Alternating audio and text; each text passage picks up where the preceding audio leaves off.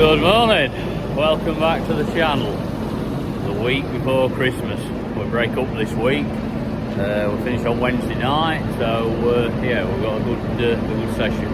Anyway, first job before we finish that bit of that ditching, we're going sugar beeting again. I want to get plenty up for Christmas so that the lorry who what takes it in can keep going over Christmas. So yeah, I've got to get a bit more up yet, so just having a walk around the trailer, make sure everything's okay as it should be, no punches, all the lights are working, and yeah, we'll get set off and get some sugar cubes lifted.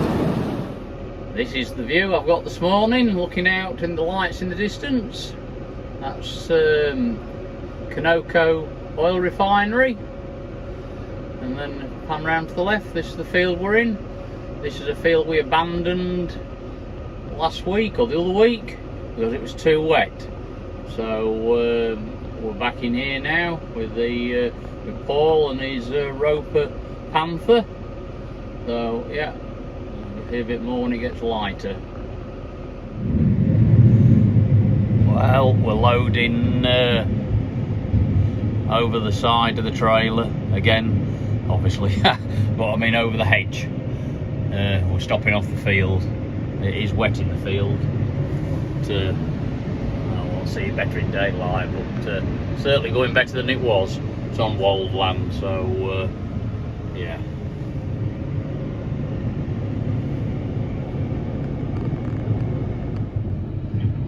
Nearly got the rest of the headlands off. Just a little bit in the field. The roadside headlands run down that side, and across the bottom's been done. But there's a bit of water about from when we was here last time though. Well, the sugar beet's going to a different pad to what we have been previously taking it to, which makes a nice change, smoother ride getting to it. There we are. There's the forklift and the cleaners here. So the beet lorry will not be far away.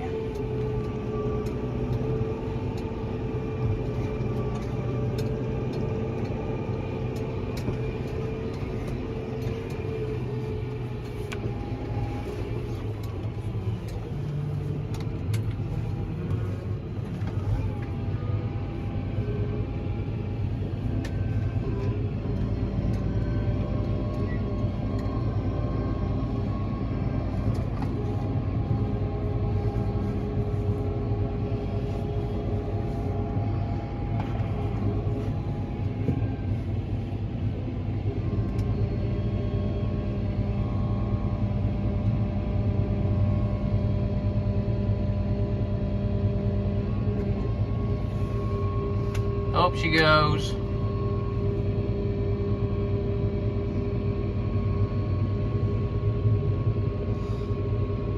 I like to back right up and tip her right up. And then it does save the forklift pushing it up as much, it piles it up the existing heap. You don't like to run on the beet because you don't want to squash them. That's wasteful. There's less sugar beet going to the factory, but yeah, you can get fairly tight too. That's it, we'll load it.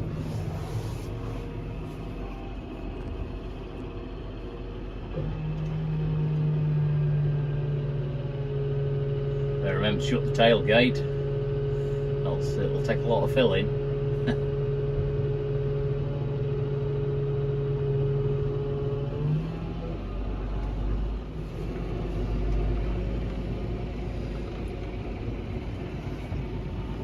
Well, stunning views from up here. Nice rolling Lincolnshire walls. Yeah, a lovely place to be. To live or to work. Yeah, spot on.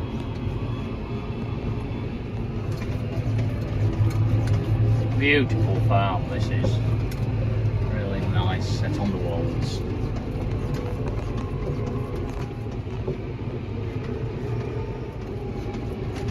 Now that's a fairly steep slope in that field. Heading for the sky. I bet though drill and sprayer takes a bit of pulling up there. Well, any cultivator will take some pulling up there, unless you're doing it across the slope. But that's been drilled up and down the slope, that has. That's steep.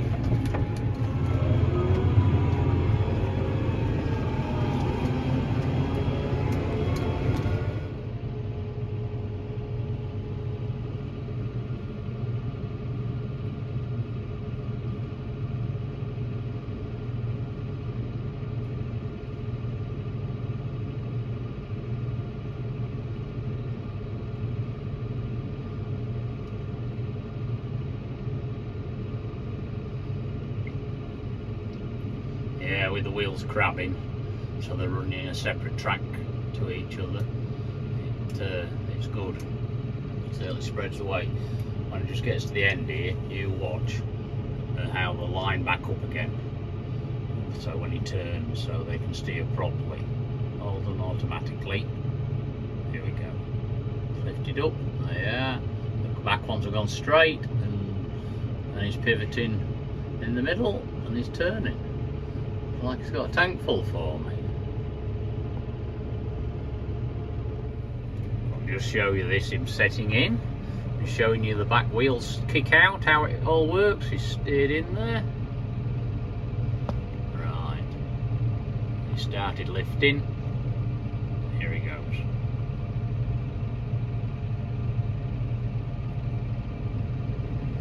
Yeah. How it is, and you can see each wheel's running in a different piece of land, spreading the weight. Brilliant.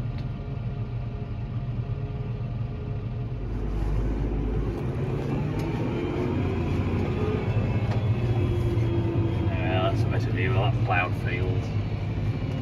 Yeah, who says Lincolnshire is flat and boring? It certainly isn't in this part of Lincolnshire anyway.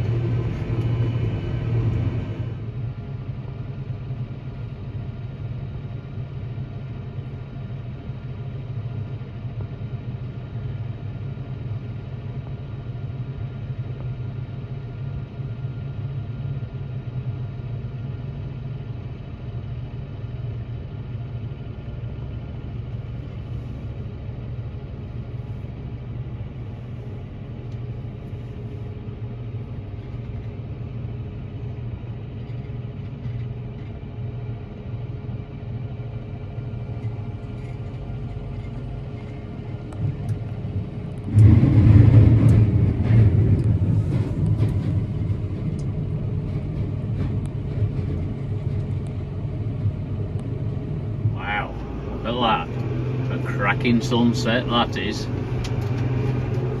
Yeah, beautiful. Anyway, that's all the sugar beet lifted. What we're lifting today. So yeah, we're just all heading back to the yard and be into the new year before we lift again, I think. Right, we're just out with a digger for a few days doing a bit of contracting, and we've had to remove some branches off trees and that to get to this dike what I've been on for a long time roadside, and we're just doing it out. A fair bit of water flowing down it, but it's got to the stage where it's the banks have sort of caved in a little bit where it was here, and it started to erode on the roadside. So hopefully I'll pull the bank back a bit here now. The flow's going straighter, and it's lowered because we've had to take some out. Obviously we're lowering the dike a little bit, and yeah, it'll make it good then. But it's a bit rough all the way up the dike. It's zigzagging across. I mean, here the bank's pretty vertical, and you can see it's vertical around here, and then it's got a swerve in here, it's curved in there,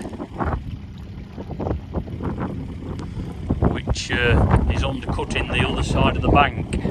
So yeah, I've just got to keep going and just taking it out and pulling it to straighten the flow up.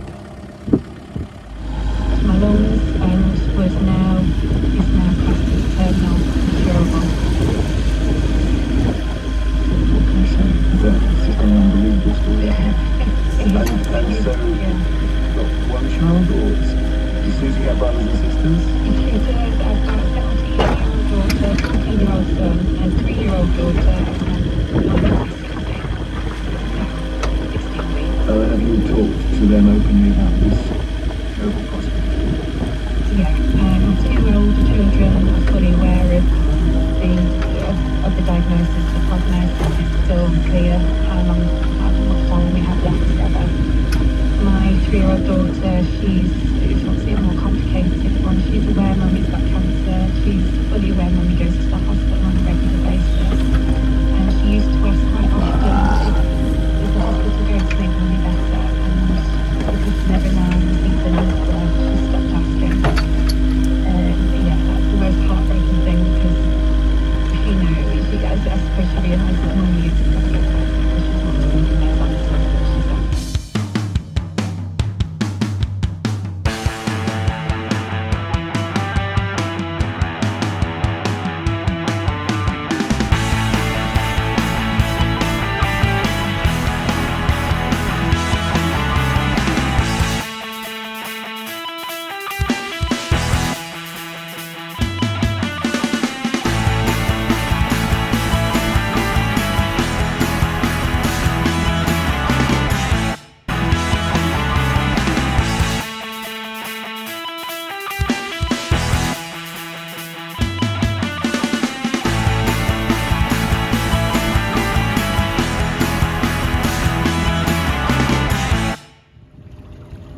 We're getting there slowly, pulling the bank back a bit because it needs it. A lot of water flowing down this dike. Where I was net just there, there's a root, and the bank had caved in, and it was forcing the flow of water around there. Well, soon eating into the road.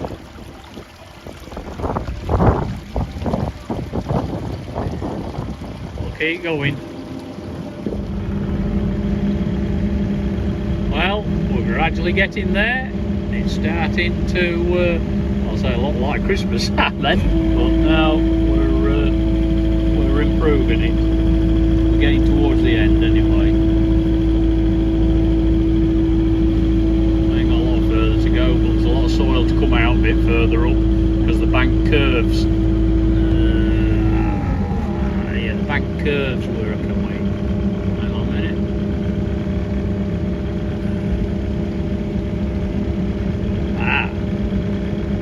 Yeah, the bank curves somewhere there. And I've got to pull that bank right back because the road's it's on the road, but I'll show you that when I get to it.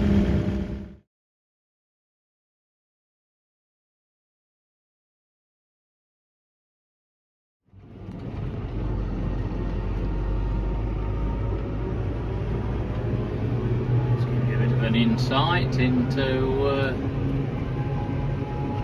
the dike, how long it is. A few trees we've had to go around and trim round.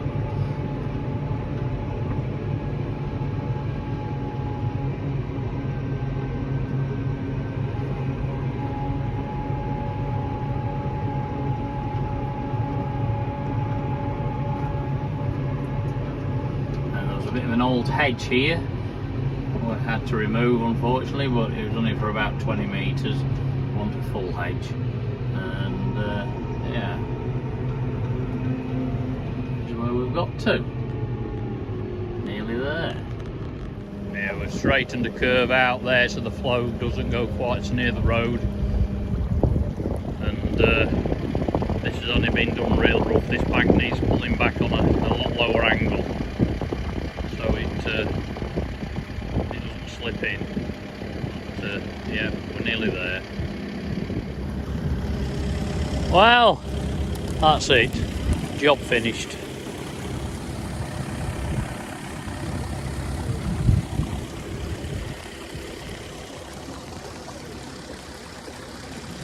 Hopefully,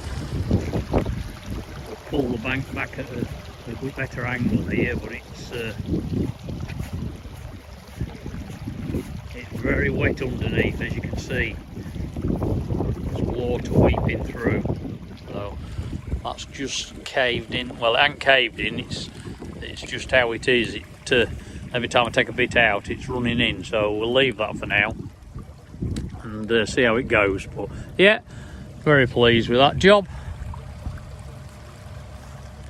Yeah, the next part of the job, what we're on, involves taking the top off this track, the centre out of it, so smaller vehicles can get down it, because normal vans and that can't get down it.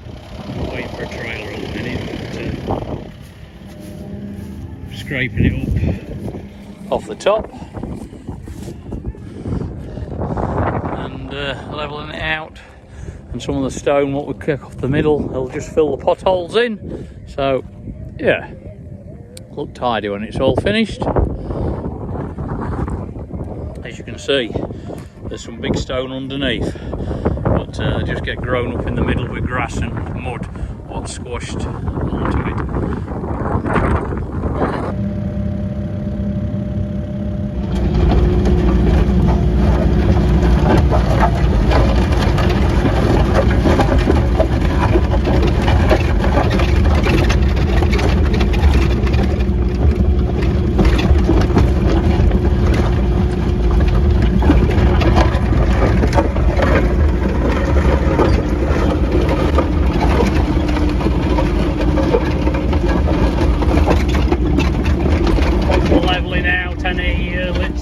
Hollows or divots, just tidying the job up.